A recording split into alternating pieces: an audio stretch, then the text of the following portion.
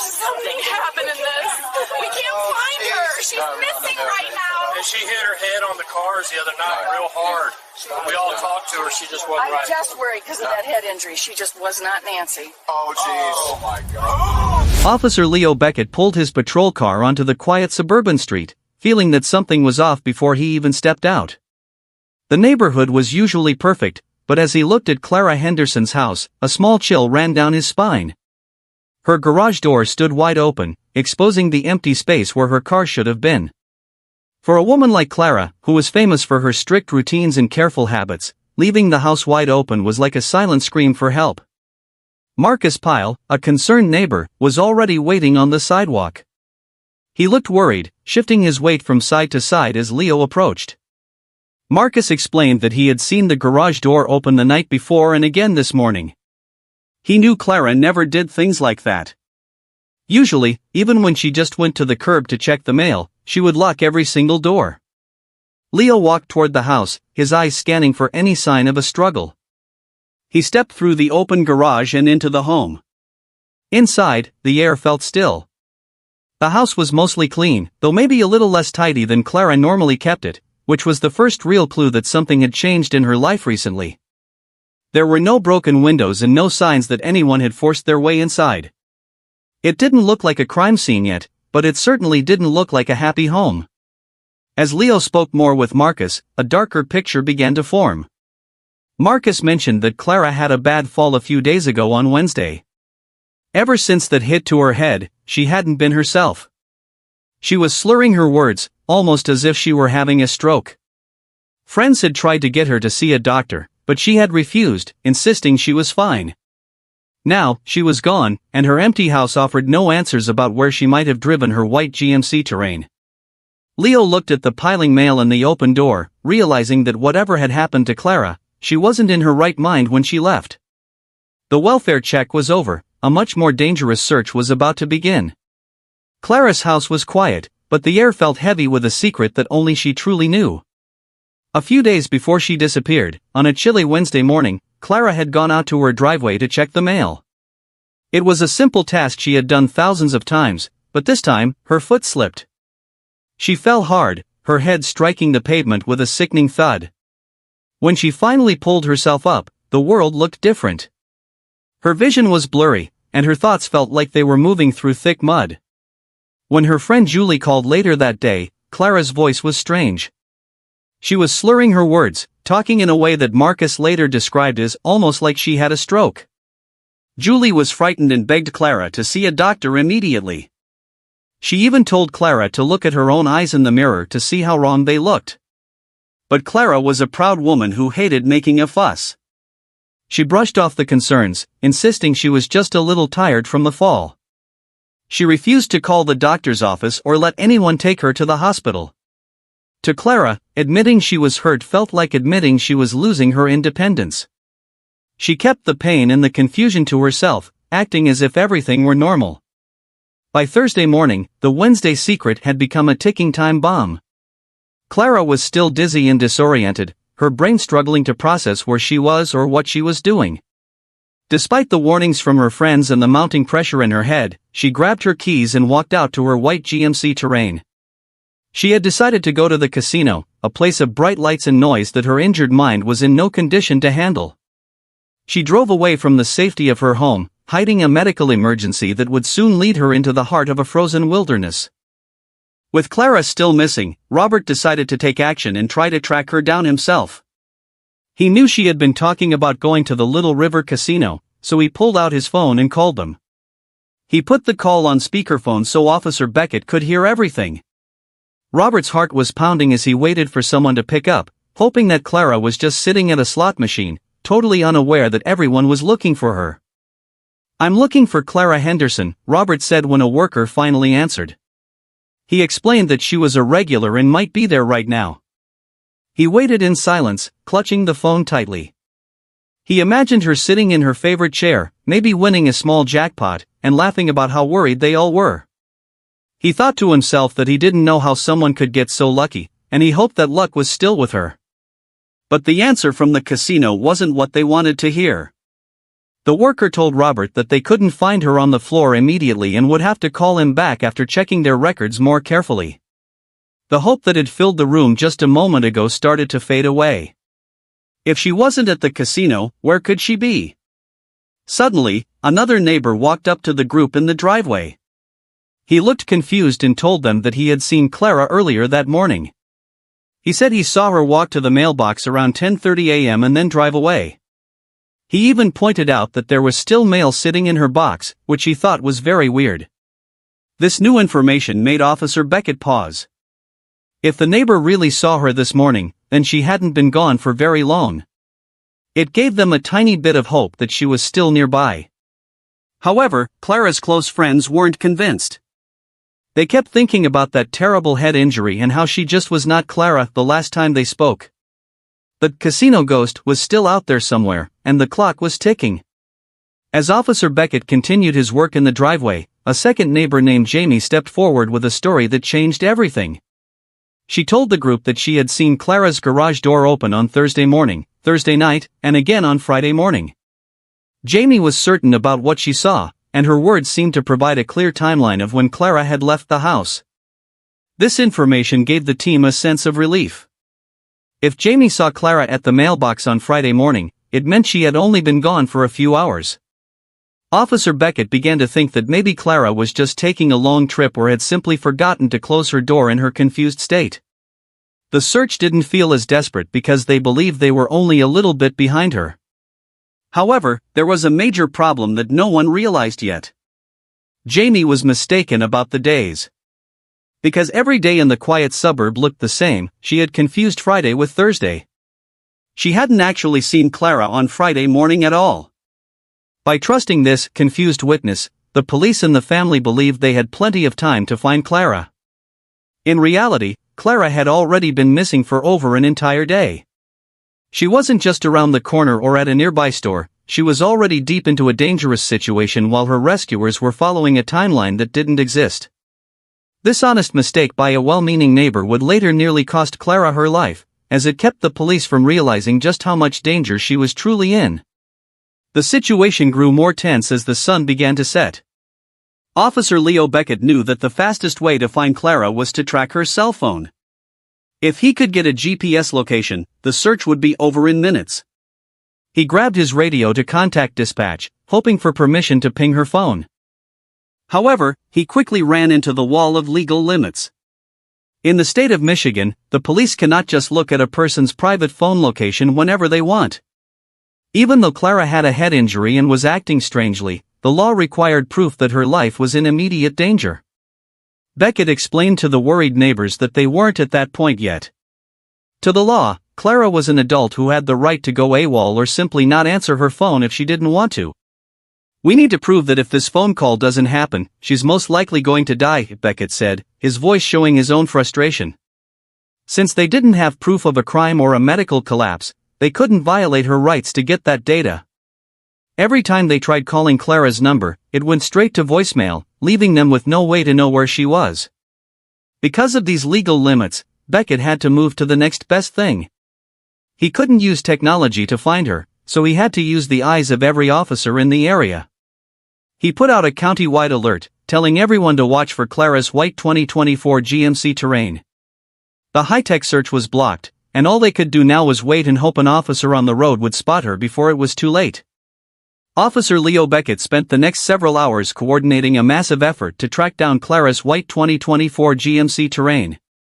Since the legal limits prevented them from tracking her phone, their only hope was to flood the area with information.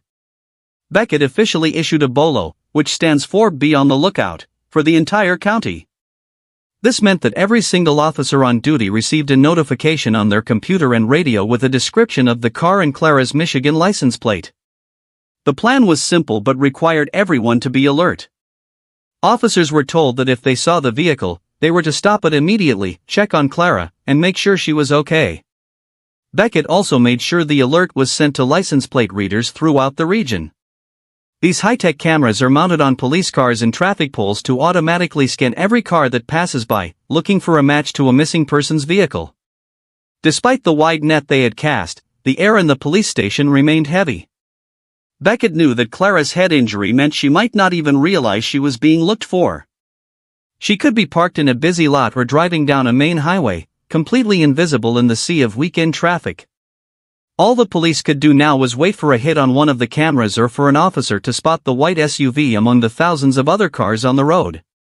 As the hours ticked by and the countywide hunt continued, the silence from the road became more and more deafening. By Sunday morning, April 6th, the mood at the police station was heavy. Clara had been missing for 3 days, and there was still no sign of her white GMC Terrain. Officer Leo Beckett met with Clara's brother, Derek Henderson, to go over the details one more time. Derek looked exhausted, but as he listened to the police timeline, his eyes widened in shock. "Something is very wrong here," Derek said, shaking his head.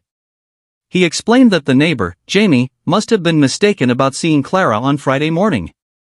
Clara was a woman of habit. She would never leave her home with the garage door wide open on purpose. If the door was open on Thursday, it meant she never came back from the casino that night. Derek's intuition hit Leo like a lightning bolt. If Derek was right, the confused witness from the neighborhood had accidentally given them the wrong dates. This meant Clara hadn't been missing for a few hours, she had been gone for nearly 3 whole days. The realization changed everything. Every second that the police had spent waiting for a recent lead was time Clara was out in the cold without help. Leo immediately called for a more intense investigation into the casino's records. They no longer had the luxury of time. Derek's sinking feeling in his gut had revealed the truth. Clara was in much more danger than anyone had dared to imagine. With the new understanding that Clara had been missing much longer than they thought, Officer Leo Beckett rushed to the Little River Casino. He needed to see exactly what happened the moment she arrived. The police team sat in a dim room filled with monitors, watching the surveillance footage from Thursday, April 3rd. At 5:10 p.m., the cameras caught sight of Clara. She wasn't winning a jackpot or laughing with friends. Instead, the footage showed a woman who looked completely lost. Clara walked out of the bright casino doors and into the massive parking lot, but she couldn't remember where she had parked her white SUV. For 30 painful minutes, the cameras watched as Clara wandered aimlessly between rows of cars. She walked in circles, her shoulders hunched as she tried to make sense of her surroundings. Her head injury was clearly taking over, erasing the simple memory of where she had left her vehicle. It was a heartbreaking sight, a proud woman reduced to a state of total confusion in a place she usually loved. Finally, at 5:40 p.m., Clara managed to find her GMC Terrain. She climbed inside and started the engine. But instead of turning toward the highway that would lead her home to her quiet neighborhood, she turned the wheel in the opposite direction. The cameras watched as she drove south on US 31, heading straight toward a remote, wooded area. As her car disappeared from the screen, Officer Beckett realized that Clara had been wandering the dark Michigan roads for nearly 47 hours. The trail was officially cold, and an unexpected journey had truly begun. The investigation took a dark and sudden turn on Sunday afternoon at 4:30 p.m. Officer Leo Beckett received an urgent alert from the Mason County Sheriff's Department, located miles away from the quiet neighborhood where Clara had lived. A landowner, checking on his remote property, had stumbled across a sight that made his heart race. A vehicle had crashed about 30 feet into the dense woods. As Beckett and the other officers arrived at the scene, the air was thick with the smell of charred metal and burnt rubber. The white 2024 GMC Terrain was barely recognizable. The fire had been so intense that the car was barbecued, leaving the metal twisted and the license plates completely melted away. It was a burned-out wreck that looked like a tomb in the middle of the forest. However, the most shocking discovery didn't come from the car itself, but from the landowner's trail cameras. When the police reviewed the footage from Thursday night at 7:30 p.m., they saw something unbelievable. In the flickering light of the burning car, Clara was visible. She wasn't trapped inside. Instead, the footage showed her walking slowly away from the flames and deeper into the dark, thick woods. The realization was terrifying. Clara had survived the crash and the fire, but she had wandered into a massive wilderness 3 days ago. She was 74 years old, suffering from a head injury, and had walked into a forest just as a heavy, freezing rain began to fall. The burned-out wreck was no longer the end of the story, it was the starting point for a desperate, final race to find Clara before the cold took her forever. The flashing lights of Officer Leo Beckett's patrol car reflected off the skeletal remains of the white GMC Terrain. As he stepped closer to the barbecued car, the heat from the fire had long since faded, replaced by the biting chill of the April rain. The vehicle was a twisted mess of blackened steel, resting precariously 30 feet into the thick brush of a seasonal property. Beckett knelt down by the rear of the car, hoping to find a license plate to confirm it was Clara's, but there was nothing left but melted puddles of aluminum. The fire had been so hot it had scrubbed the car of its identity, leaving only a burned-out wreck with melted plates. The windows had shattered from the heat, and the interior was a cavern of ash and soot. It looked impossible for anyone to have survived such an inferno. Despite the grim sight of the car, the investigation took a turn toward hope. The Mason County Sheriff pointed toward a nearby trail camera hidden on a tree. "We got her on video," he said. The footage from Thursday night showed a scene that was both terrifying and miraculous. As the car began to smoke and spark, Clara didn't panic. She didn't stay inside the barbecued car. Instead, she opened the door and stepped out, her movements slow and shaky from her head injury. The video showed Clara looking at the flames for a brief moment before turning her back on the heat. She began walking away from the driveway and deeper into the dense, dark woods. She wasn't running, she was wandering, her mind still twisted around as she looked for a home that was miles away. As the fire grew behind her, Clara disappeared into the shadows of the forest. Beckett looked at the vast, wet wilderness surrounding the car and realized that while the fire didn't take her, the woods were now trying to do just that. The search was no longer about a car, it was about finding a woman who had walked into a maze with no way out. The mission changed from a traffic search to a desperate rescue as soon as the burned car was found. With the sun going down and a freezing rain starting to fall, the Mason County Sheriff knew they had no time to lose. He immediately called for backup, bringing in specialized K-9 units and multiple drone operators to saturate the area. The woods were thick, wet, and dark, making it nearly impossible for officers on foot to see more than a few feet in front of them. The K-9 teams moved through the muddy brush, hoping to catch Clara's scent before the heavy rain washed it away. Meanwhile, the drone teams launched their high-tech cameras into the gray sky. These drones used thermal imaging to look for body heat, but the plunging temperatures and the wet trees made the screens look like a messy blur of blue and green. Every officer felt the pressure. They knew that a 74-year-old woman in a light jacket could not survive much longer in the sub-zero wind chill. As the drones buzzed overhead, the ground teams pushed deeper into the swampy forest. They were looking for any sign of movement or a scrap of clothing. The forest was silent except for the sound of the rain and the distant hum of the drone motors. It was a massive, high-stakes game of hide-and-seek where the prize was a human life. Everyone was exhausted, but no one stopped. They knew Clara was out there somewhere, alone and freezing, and the deployment was her only chance of making it home alive. The search for Clara had reached a point of deep desperation as the freezing rain continued to fall. High above the dark, tangled forest, a drone operator stared intensely at a small controller screen, his eyes scanning the blurry blue and green shapes of the thermal camera. Every time he saw a warm spot, it turned out to be a rock or a small animal, and his heart sank a little lower. But then, as he moved the drone over a swampy area filled with fallen trees, he saw something different. It was a faint, human-shaped glow tucked underneath the heavy trunk of a tree that had fallen long ago. The operator froze, zooming the camera in as far as it would go. Through the grainy footage, he could see the shape of a person lying very still on the wet ground.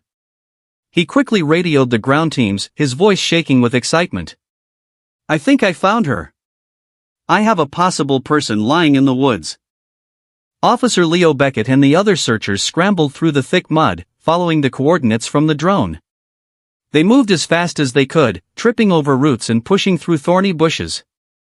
As they got closer to the spot, they held their breath, terrified of what they might find after Clara had been out in the sub-zero weather for 3 days. Suddenly, a flashlight beam hit a patch of bright clothing.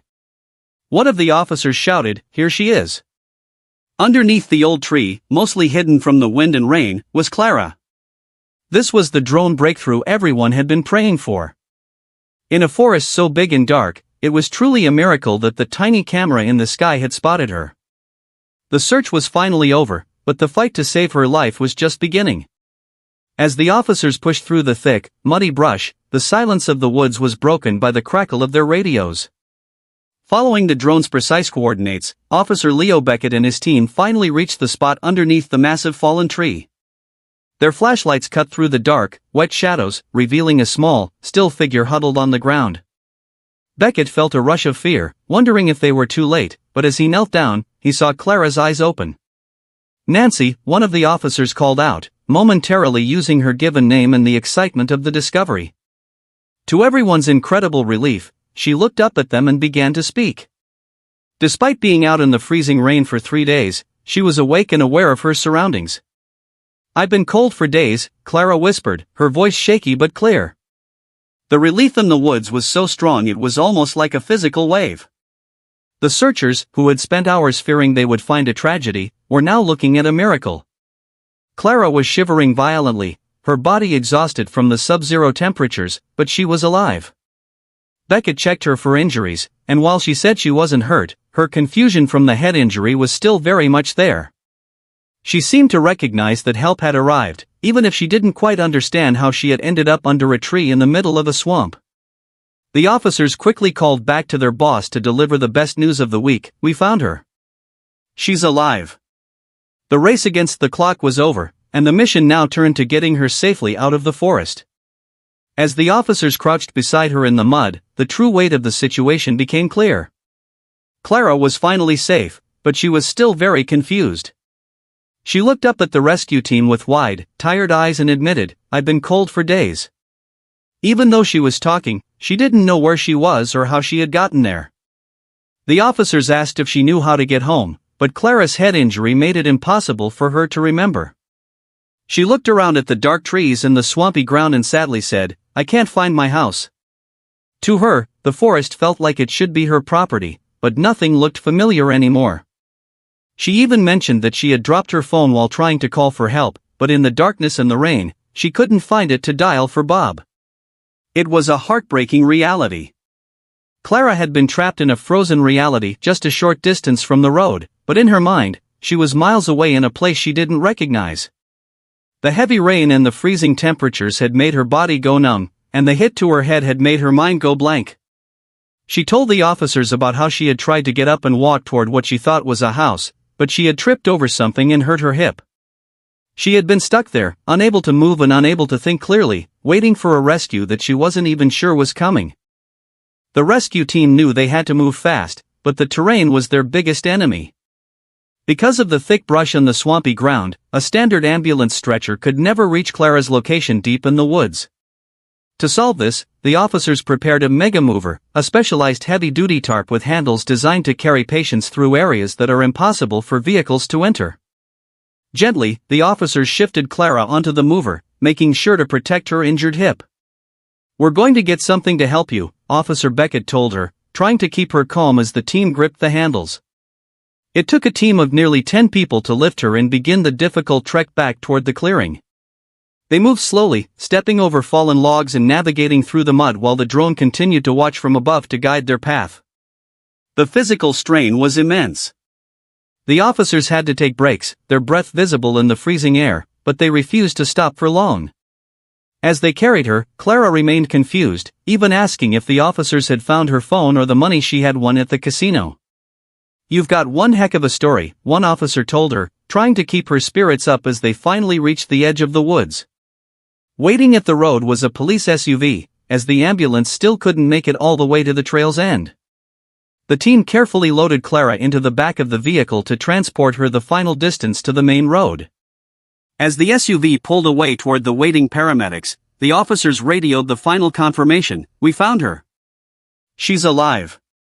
The impossible extraction was over, and Clara was finally on her way to the hospital. The rescue of Clara Henderson was nothing short of a miracle. After 3 days of searching, the Mason County Sheriff met with the family to explain how the terrifying ordeal finally ended. He described how Clara had simply gotten twisted around on her way home from the casino. In her confusion from the head injury, she had accidentally turned into the long driveway of a seasonal home. When she tried to get her car back to the main road, it became stuck in the soft ground and eventually caught fire. The sheriff revealed that the owner of that property rarely visits, especially during the cold off-season. It was only by blind luck that the homeowner happened to come by that weekend and find the barbecued car sitting in the woods. If that man hadn't decided to check on his land that day, Clara might never have been found. I don't know how somebody could get so lucky, the sheriff remarked, shaking his head at the narrow escape. Despite enduring freezing temperatures and heavy rain without any food or water for 3 full days, the 74-year-old grandmother was a fighter. She was taken to the hospital, where doctors worked to treat her hip injury and the effects of the cold. Slowly but surely, Clara began to recover from her harrowing adventure. Her family was overjoyed to have her back, knowing that they had come inches away from losing her forever. Clara's story became a legend in the neighborhood, a reminder of the dangers of a hidden injury and the incredible technology that helped save a life. She had survived the fire, the forest, and the freezing cold, proving that sometimes, even in the darkest woods, luck and a dedicated team can lead you back home.